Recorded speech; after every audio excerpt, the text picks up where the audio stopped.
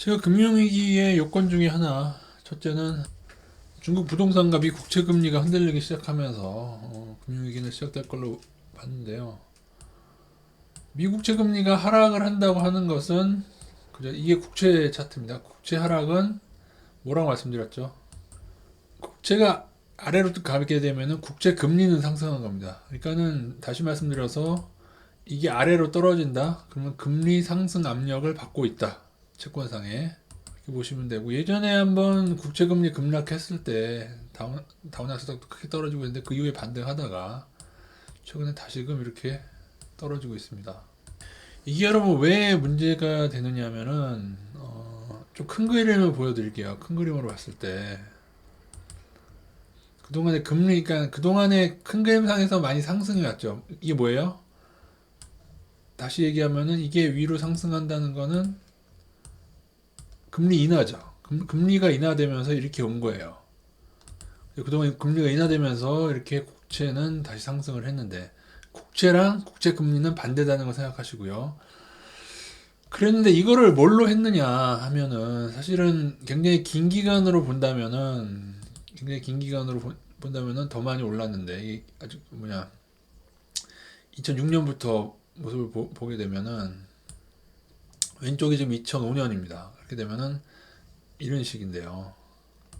이러한 금리 인하를 뭘로 했느냐 예전에 말씀드렸다시피 FED에서 채권을 사서 그러니까 이 상승은 왜곡이 된 거예요. 아시겠어요? 투자자들이 투자한 게 아니고 FED에서 어떻게 보면 돈 찍어서 이거를 채권을 방어한 거라고 보시면 됩니다. 지금까지 2008년 이후로 계속적으로 해오고 있어요. 그게 뭐냐? 그게 바로 양적 완화예요. 양적 완화, 채권 매입, 저금리 유지. 근데 이게 지금처럼 인플레 우려가 많게 되면은 투자자들은 사실 이 채권을 던져야 됩니다. 왜냐하면 이 채권을 가지고 있는 그 이득 대비 지금처럼 금리가 낮은데 가지고 있어봐야 뭐 1년에 몇 프로나 받겠어요. 그러면은 내년에 만약에 인플레가 엄청나게 막 10% 20% 온다고 하면은 보통 채권을 던지면은 채권 투매가 나서 이렇게 뚝 떨어져야 되죠. 그죠? 그리고 인플레가 오르되니까 오히려 실물로 가거나 뭐 금으로 가거나 뭐 그렇게 되는데 지금껏 FED에서 이것을 왜곡시켜 왔다. 근데 이것도 이 채권을 매입하고 양쪽 완화를 하는 것도 영원히 할 수 있는 건 아닙니다. 이해가 되시죠? 제로 금리까지 간 상태에서 여기서 영원히 이거를 계속 제로 금리에서 뭐 말이 마이너스 금리지. 그거는 이제 인플레와 비교했을 때 그렇다는 얘기지. 기준금리 자체를 어떻게 무조건 다 마이너스로 갈 수가 있겠어요. 그래서 이게 언제 중지가 되냐면 인플레 우려가 너무 커지게 되면 이게 중지가 되는 겁니다. 왜냐하면은 그동안 채권 매입한 것도 양적 완화를 했기 때문에 그 또한 인플레 우려가 됐고 지금 쌓여서 그래서 짐 로저스가 뭐라고 얘기하냐면은 이게 맞는 겁니다. 예. 그러니까 FED 차원에서 그동안 이것을 매입한 거예요. 그래서 국채에 버블이 있다.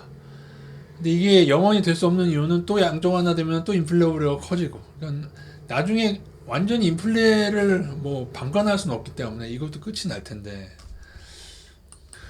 그래서 결국에는 지금 우리나라 채권으로 돈이 많이 들어오고 있는데 근데 제 개인적인 생각입니다만은 결국에는 미국 국채가 결국에는 문제가 생기는 게 아니에요. 왜냐하면은 더군다나 미국은 빚쟁이 국가라서 사실은 기축통화국이 아니었다면 그러니까는 페드에서 이거를 그동안 방어해주지 않았다면은 이미 미국은 문제가 많이 생겼을 나라이다. 근데 지금 물론 장기로 볼 때는 주동만큼 떨어진 거긴 하죠. 주동만큼 떨어진 거긴 한데 이게 혹시나 추가로 떨어지는 일이 없는지 미국 국채는 계속 봐야 될 것 같습니다. 그러니까 이 판이 어디로 흘러갈지 사실 아무도 모릅니다. 이 돈 양적 완화의 이 판이 한지 너무 오래됐고 몇 년째입니까 지금 이런 식으로 해온 것이 인플레와 맞물려서 어디로 돌아가게 될지 그거는 글쎄요 계속적으로 FED가 돈 찍어서 채권을 방어해 준다 그렇게 생각하면은